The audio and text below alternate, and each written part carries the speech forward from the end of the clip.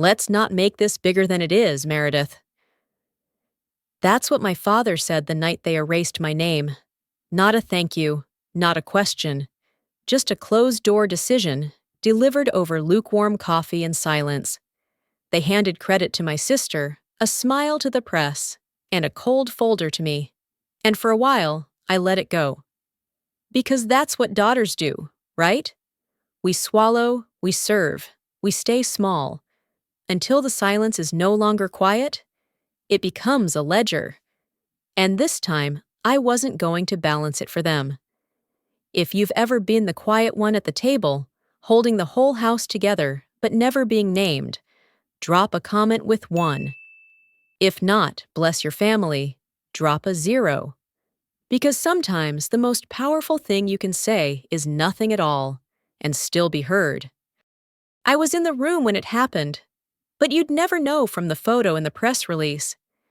It was raining again, Portland rain, persistent and indifferent. The kind that didn't ask permission before soaking you. I sat in the office long after everyone had gone, the overhead lights dimmed to save electricity, but one lamp still burned beside me.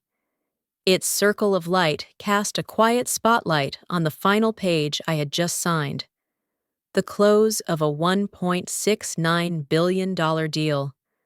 My name wasn't on the press release. The photo had gone out to the media just 10 minutes ago.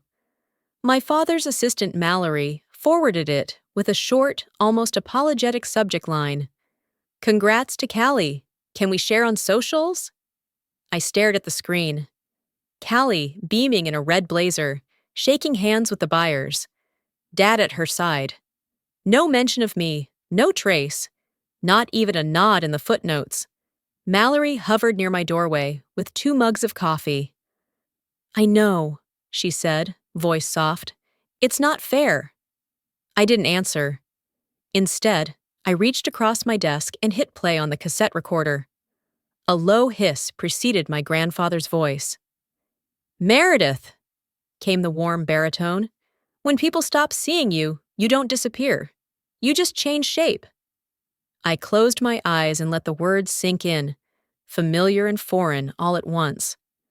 Arthur had recorded dozens of tapes before he died. I'd found this one in a desk drawer a few weeks ago, his voice now my only witness.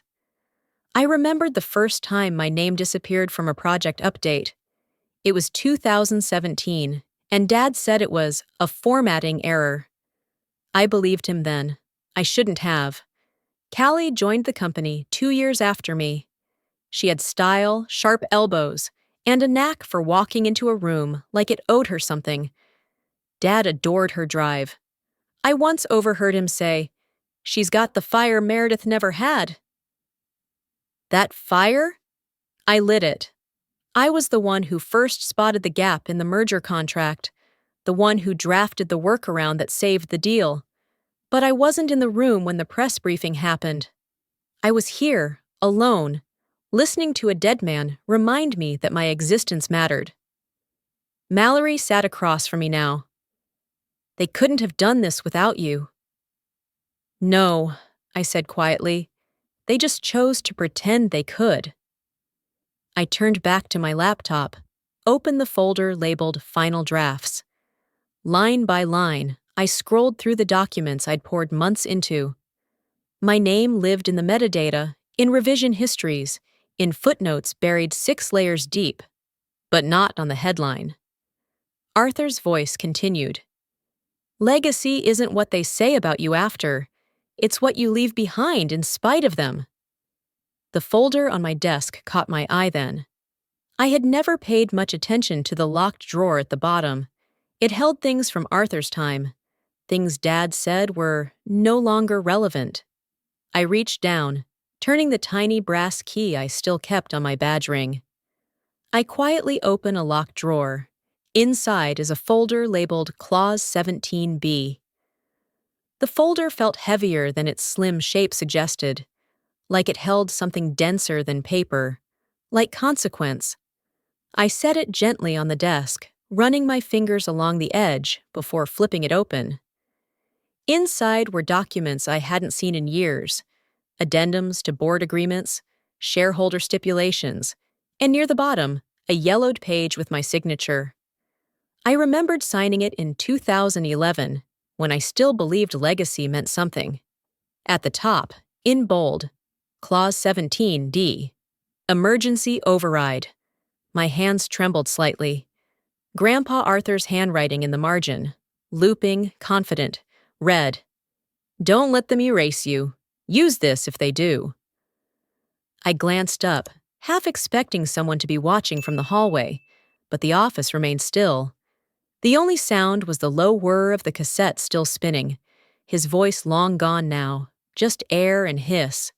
Back when I was 10, Arthur let me draft a pretend company charter on his typewriter.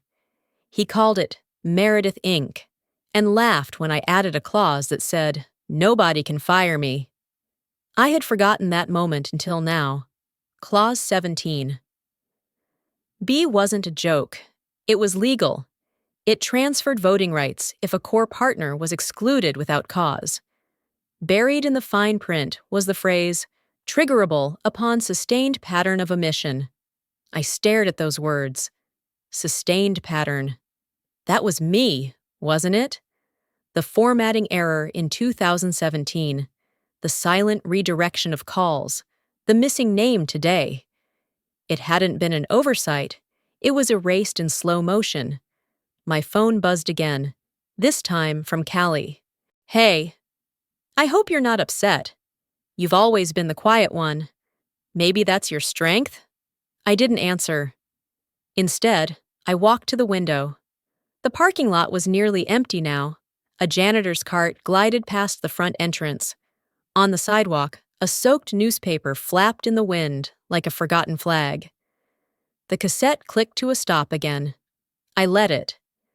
I needed the silence to return, to wrap around the sharp corners of tonight. Then I folded Clause 17B carefully, tucking it into my coat. I didn't need to know all the legal language. What mattered was the signature at the bottom. Mine.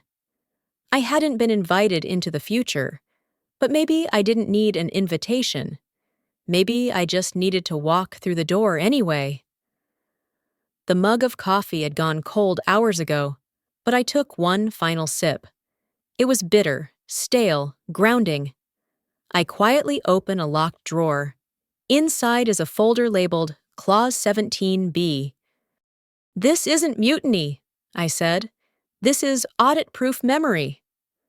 The conference room smelled like cinnamon raisin bagels and tension.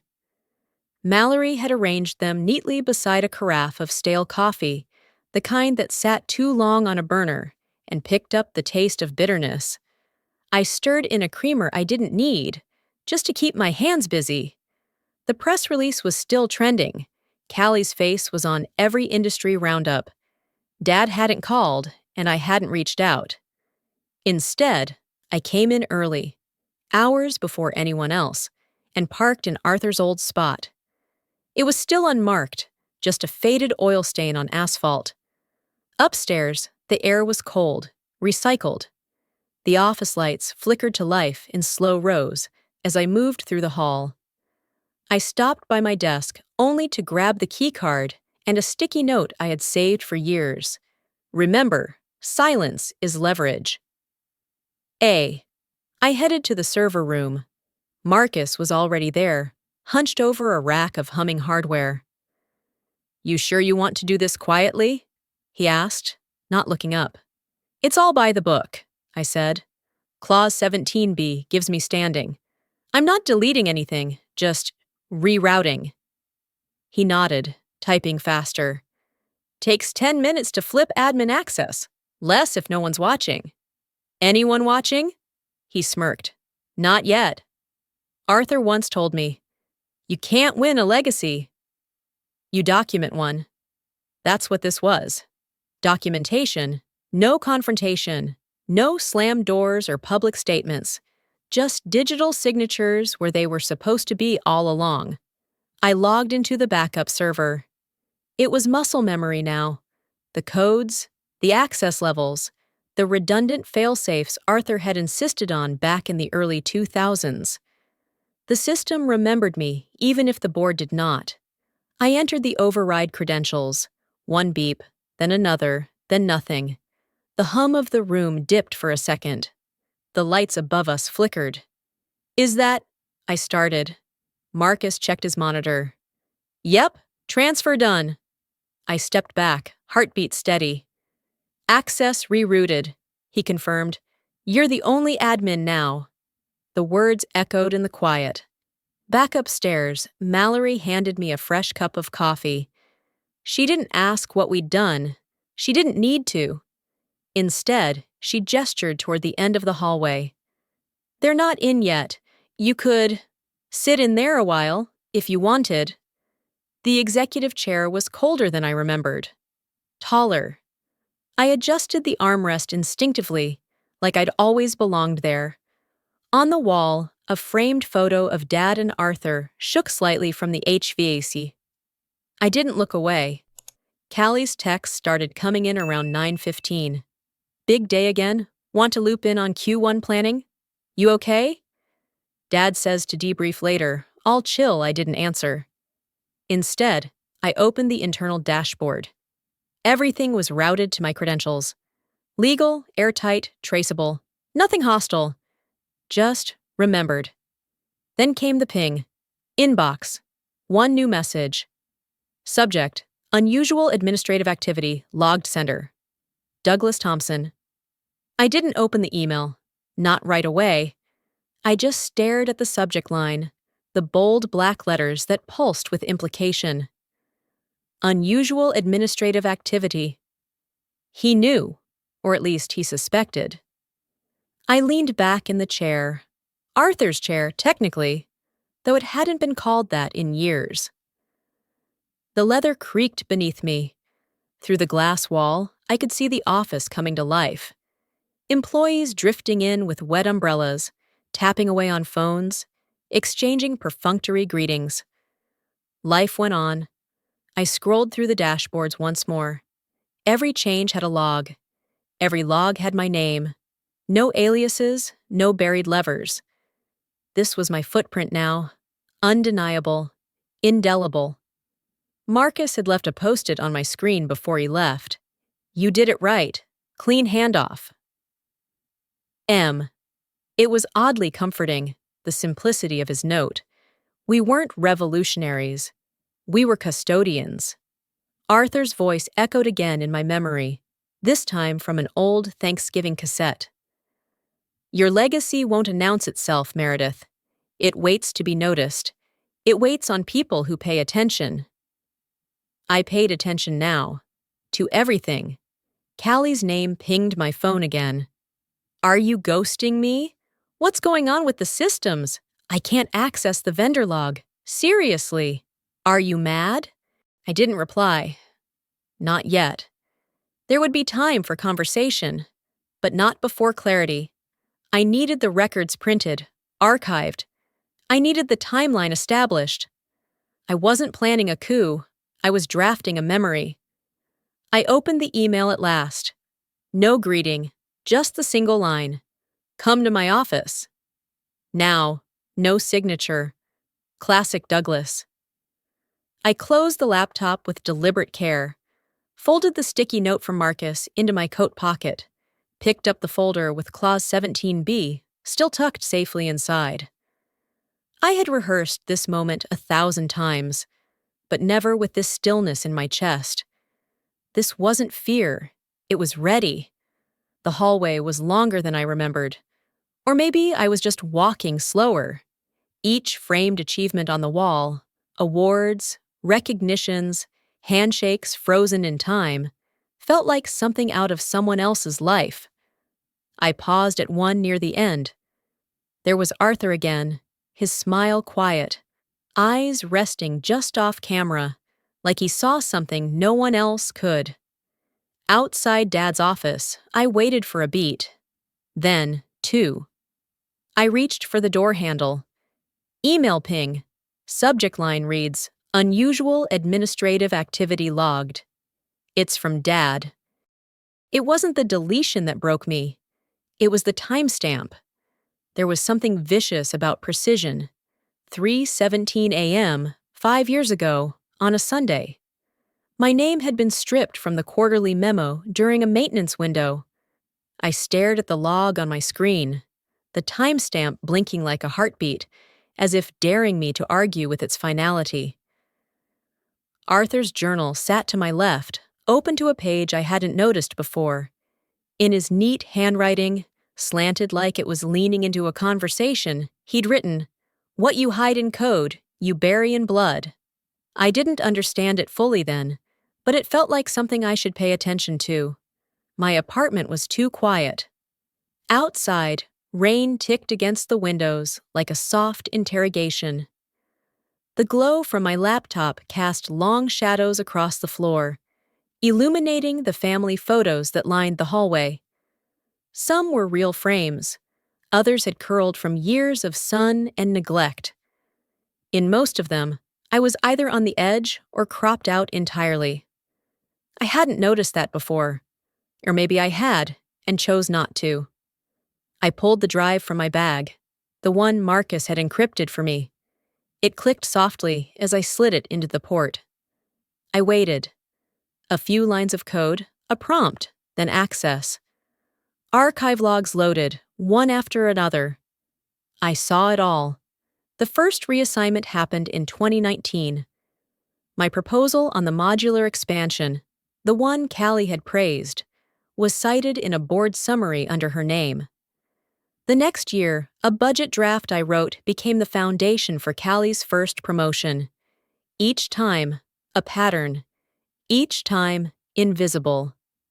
Until now. Have you ever discovered that the people who raised you also tried to erase you? That kind of silence that isn't innocent, but carefully planned.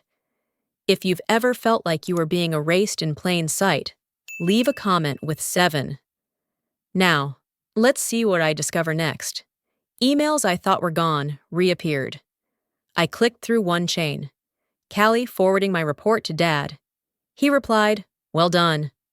She wrote nothing, just FYI, another thread. Me, reminding Dad of a due date. Callie responded minutes later, attaching the final draft, with my section edited out. I closed my eyes. My throat was dry. I got up and poured water from the old glass pitcher Arthur gave me in college. It had a crack near the base, but never leaked. "Some things break elegantly," he'd said. I wasn't sure if I agreed anymore. Back at the desk, I opened Arthur's will. I'd read it a dozen times since he passed, but now my eyes landed on something I'd skipped. Near the bottom, under the section about succession planning, was a clause I didn't remember. If intent is proven, inheritance protocols begin. Clause 17, B's second trigger. This wasn't just about oversight. It was about motivation. If they knew what they were doing, and if I could prove it, the protocols weren't just suggestions. They were legally binding. I sat with that sentence for a long time. The silence wasn't empty. It was full. The way old houses breathe. The way someone's name still lingers after they're gone. I reached for the folder again. Tucked inside was the original contract, the one Grandpa had insisted all founders sign. My name was handwritten at the bottom, under Arthur's, in ink that had slightly bled through. I traced it with my finger, my signature, bold, even though I'd been just 21. He made me sign in front of him, then said, "Even when no one's watching, make your name count." The lamp beside me flickered. Not dramatically, just enough to make me notice. Then the printer, long dormant, whirred to life on its own. Its hum cut through the stillness like a warning. The tray groaned, then fed out a single sheet. I approached the printer slowly, the way one might approach a sleeping animal, curious but cautious. The paper was still warm when I picked it up. At the top, in bold font, was a header I hadn't seen in years. Silent Ledger Protocol. I remembered hearing Arthur say the phrase once during a dinner, then quickly shifting the conversation to spring training scores. Below the title was a numbered list: steps, dates, verification paths. This wasn't a theory, it was a process, a plan. The first line read, Trigger 1, administrative shift detected. That was yesterday. I scanned further. Trigger 2, intent confirmed through forensic review. I looked back at my monitor, at the screenshots I'd saved, the logs, the email headers. I had enough to make a case. Then at the bottom, final step, signatory validation. I sat down again, this time slower. My mind wasn't racing, it was arranging, like pieces falling into place after years of imbalance. I opened a blank document and began drafting my statement. Not a resignation, not a declaration, a memory documented. Arthur's voice returned in a dreamlike echo, an old memory of him teaching me to sign my name. I was 7, maybe 8, and he had me practice on yellow legal pads. Big loops, steady pressure, he'd say. Make it yours. Even if no one reads it, you'll know it's there. The apartment felt warmer somehow, as if acknowledging the shift. I looked around at the old photographs and suddenly wanted new ones. Not staged, not for public relations, just real moments. Moments where I wasn't on the edge. I clicked print again. This time, it was my own document, my own ledger. My legacy wouldn't be announced. It would be archived, deliberate, quiet, and unerasable. Printer starts up on its own. A document titled Silent Ledger Activation Steps .pdf. Thanksgiving used to be about turkey and football. This year, it was about who dared to sit in Arthur's chair. We always arrived early. That was tradition, too. Mom liked the candied yams to be hot, and Aunt Sharon insisted on rearranging the place cards, just subtly enough to pretend it hadn't been on purpose. The house still smelled like Arthur's pipe tobacco, though he'd quit smoking decades ago. I wondered if that kind of scent clung to drywall the same way grief clings to memory. The fire crackled in the dining room. My heels clicked against the hardwood as I carried a bottle of Cabernet from the kitchen, pretending not to notice Callie whispering with Dad near the coat rack. I took my seat, deliberately choosing the far end of the table, as far from Arthur's chair as one could sit and still be considered family. Arthur's seat sat empty, a place card still reading Dad, though no one had removed it since last year. The carving knife, once his annual weapon of choice, lay dull beside a cold turkey that no one seemed eager to cut.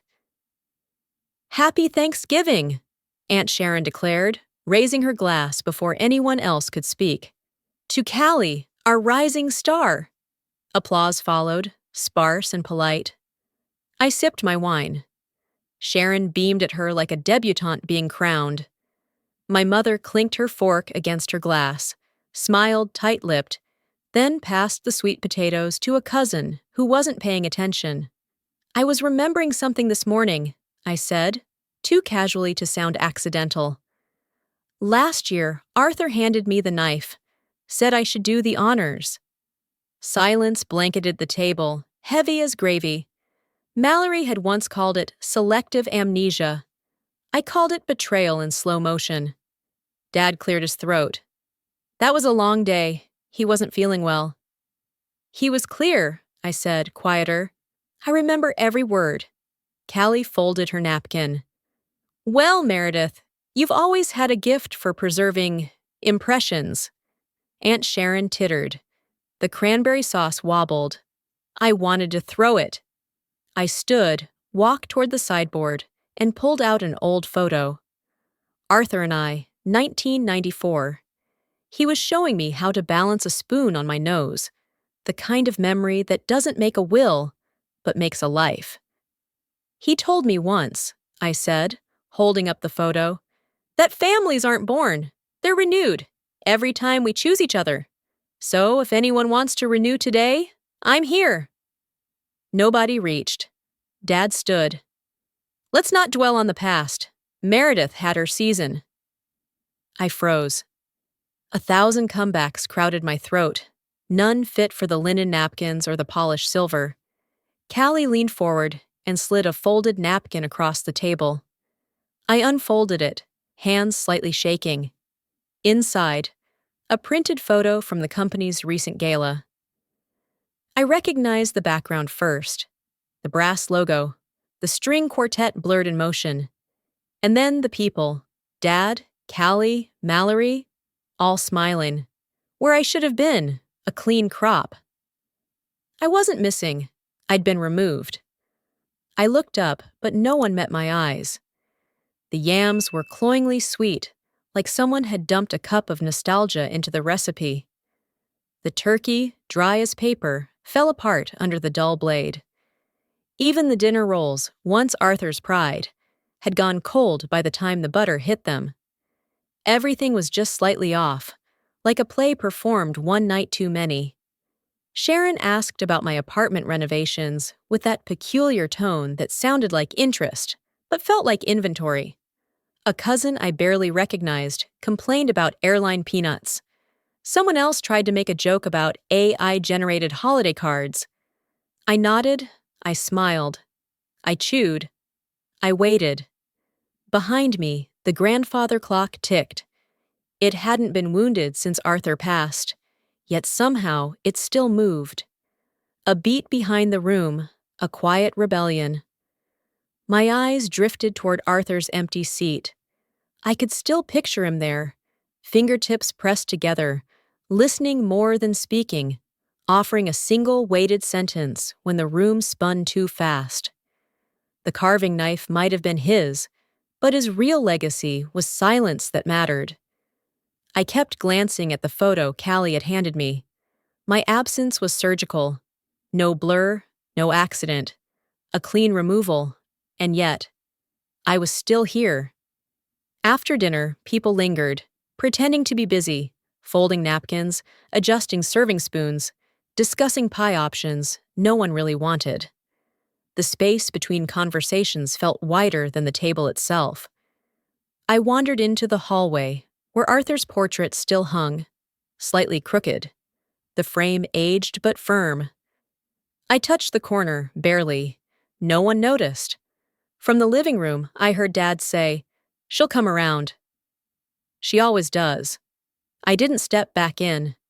Instead, I walked to the foyer, picked up my coat, and paused just long enough to hear the fire pop behind me.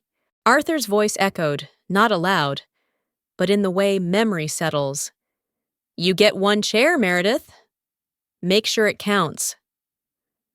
Outside, the cold was merciful, honest. I stood on the porch, photo still in hand, feeling the air slice through the warm mask I'd worn all evening.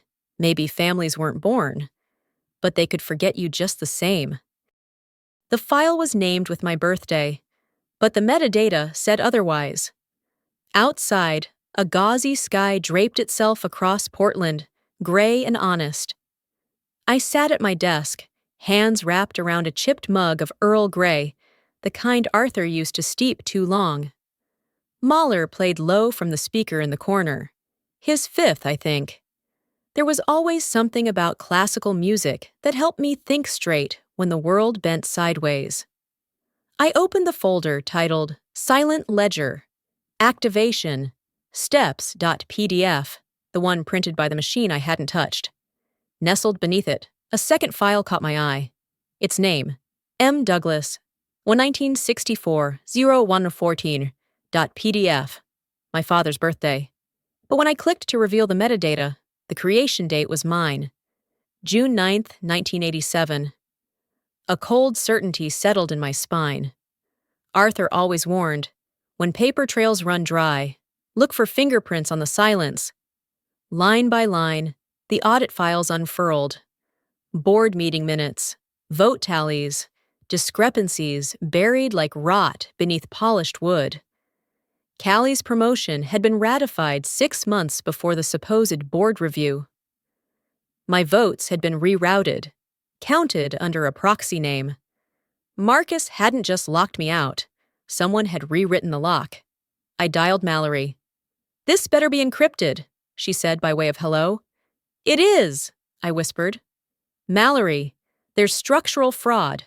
Voting logs manipulated. Clauses activated." Silence. Then, "You'll need confirmation." "Legal. Quiet." Arthur left breadcrumbs. "But if this goes public—" "I'm not going public," I said. "Not yet. I just need to know I'm not hallucinating." "You're not." After we hung up, I opened the drawer with Arthur's ink-stained journal. His notes were erratic, in a scholar's hand. One page was dog-eared, a note scrawled in blue ink. "If the system forgets her name, the legacy defaults to her hands. Truth is a trigger." I reached for the yellow highlighter beside me. My fingers trembled as I underlined the phrase. It bled slightly, pooling over the word truth. I replayed his old cassette, the part where he talks about holding ground even when the ground shifts. "Integrity isn't a pose," he said. "It's posture when no one's clapping." My phone buzzed. A voicemail from Dad. I didn't want to hear it, but I tapped play. "Meredith, whatever you're thinking of doing, don't." I pulled out the binder Arthur had once handed me after a board meeting, years ago. I'd tossed it on a shelf back then, half insulted, half disinterested. Now I opened it with reverence. The first few pages were just spreadsheets, projected growths, outdated graphs, but wedged in the back flap was a legal amendment I'd never seen. The ink had bled in one corner, likely from an old water stain, but the line was still legible. "In event of internal obstruction verified via audit, executorial authority transfers to Meredith Alden per Section 17B. I blinked, read it again. The clause wasn't just real, it was binding. I picked up the phone and called Callie. She answered on the third ring, voice crisp, rehearsed. "Meredith? Why did you backdate the approval for your board seat?" I asked. "I have the log." A pause. Then, the careful shuffle of someone standing to close a door. "You don't know what you're doing." "I think I do. I think Arthur knew too." "Don't make this ugly," she warned. "There's still a way to keep this contained." "You cut me out of photos," I said. "You rewrote votes. Containment's a luxury I'm no longer funding. Have you ever been needed only when it's convenient, then forgotten when it counts? That quiet heartbreak of realizing you were never part of us, just part of the fix. If that speaks to you, drop a 9 in the comments. Let's see what I do with the truth I now hold. The line went dead. Back at the desk, I noticed the yellowing post-it Arthur once stuck to my monitor. I'd left it there out of habit more than sentiment. "Your worth isn't what they remember. It's what you refuse to forget." His handwriting looped with age, but strong. Tears came, slow and unexpected. Grief, I'd learned, wasn't always about missing someone. Sometimes it was realizing how long they'd believed in you while you still doubted yourself. I looked at the inheritance document again. The signature box had Arthur's bold scrawl. Next to it, a blank line labeled Successor. Mine. Mahler's fifth swelled to its second movement, strings reaching, pulling something loose in my chest. I wasn't just angry anymore. I was chosen. In the corner of the desk, an old wooden stamp sat unused. Verified. Arthur's final gift, maybe. I inked it and pressed it to the folder. The stamp left a clean red square, imperfect at the edges, but firm in the center. I stared at it for a moment, my pulse thudding in my fingers. This wasn't just retaliation. It was a reclamation. Arthur never taught me to fight loud. He taught me to fight precisely. Quiet moves, airtight records, truth with receipts. The paper was ready. The clause was triggered. And I I was done waiting. I slid the folder into the fireproof safe at my feet, locked it with a soft click. Outside, the rain tapped against the glass like a second hand ticking down. Whatever came next wouldn't be easy, but for the first time in years, it would be mine. They expected a storm. I brought a ledger and a lockbox. The law office conference room smelled like dusted leather and stale coffee. Cold light poured in from tall windows, catching on the brushed metal edges of file folders that looked like they hadn't been touched since Arthur's last audit.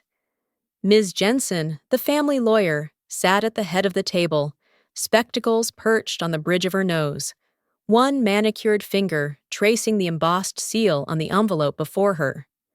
Dad sat stiffly across from me, arms crossed. Callie, beside him, scrolled through her phone, though her screen had been dark for several minutes. Aunt Sharon offered a shallow smile and nodded at my lockbox as I placed it gently beside the stack of legal documents. It clicked against the polished wood, louder than I expected. Ms. Jensen cleared her throat. Per Arthur Alden's instructions, we begin with an addendum to the will, dated 2 years prior to his passing. The old grandfather clock in the corner ticked, deliberate and slow. To Meredith Elaine Alden, she read, whose loyalty to truth exceeds loyalty to comfort, I leave the controlling interest in Alden Holdings, as protected under Clause 17b. Let the burden follow the backbone. Callie shifted, her crossed legs uncrossing and then recrossing. She didn't speak. Dad's expression didn't flicker. Only the tightening of his jaw betrayed anything beneath the surface. The room was so quiet, I could hear the paper creak as Ms. Jensen turned to the next section. The estate property, including assets and liabilities, shall be handled jointly by Ms. Meredith Alden and the board-appointed counsel. No distributions are to be made without her counter-signature. Aunt Sharon exhaled, a soft, "Oh," escaping.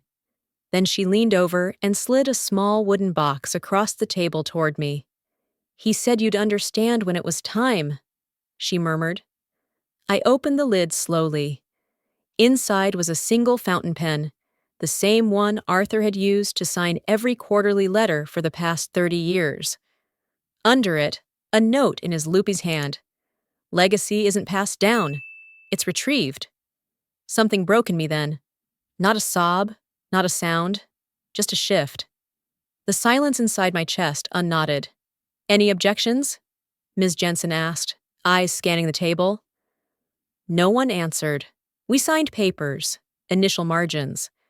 Callie stood first, smoothing her blazer. She walked past without meeting my eyes, then paused.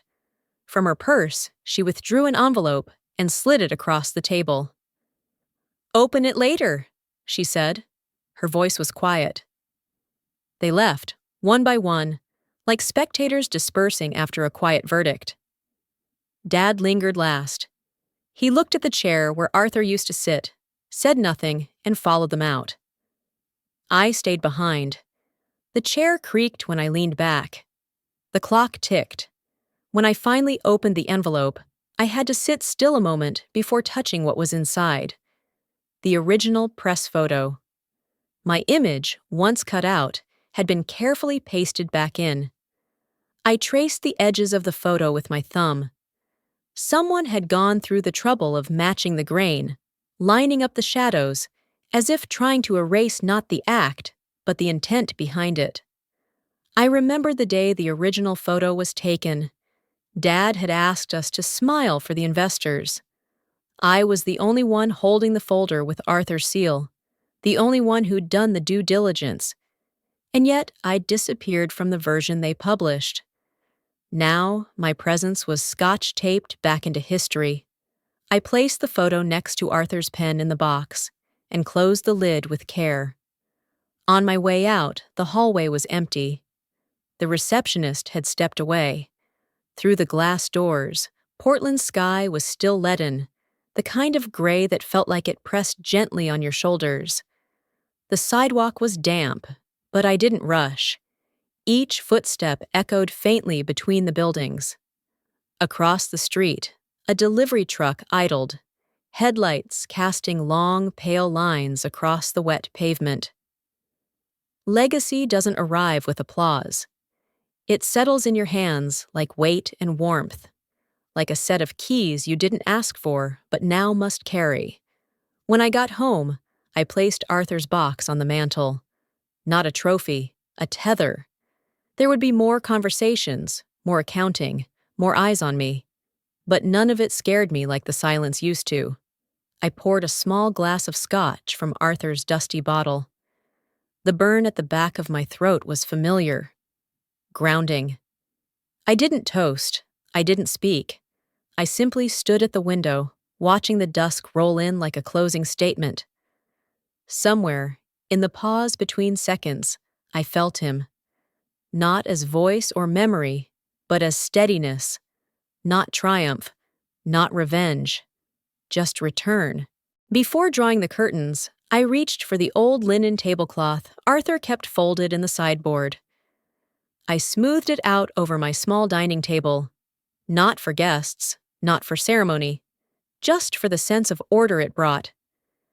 The threads were frayed at the corners, but still held together. As the light faded, the room took on that soft indigo tone I used to associate with bedtime stories and closed offices. I opened the window slightly. The air was cold and clean and real, and for the first time in a long while, it didn't hurt to be still. Somewhere between the quiet signing of papers and the silence that followed, I realized what broke wasn't trust. It was the illusion that it had ever truly existed. I've come to believe that forgiveness, sometimes, is less about making peace with others and more about letting go of what never was. Family, I've learned, is not always who shares your name, but who honors your truth when no one else will. If my story resonates with you, perhaps take a moment today to call someone you've drifted from. Not to fix everything, but just to remember you still care. Thank you for listening. I'll see you in the next story.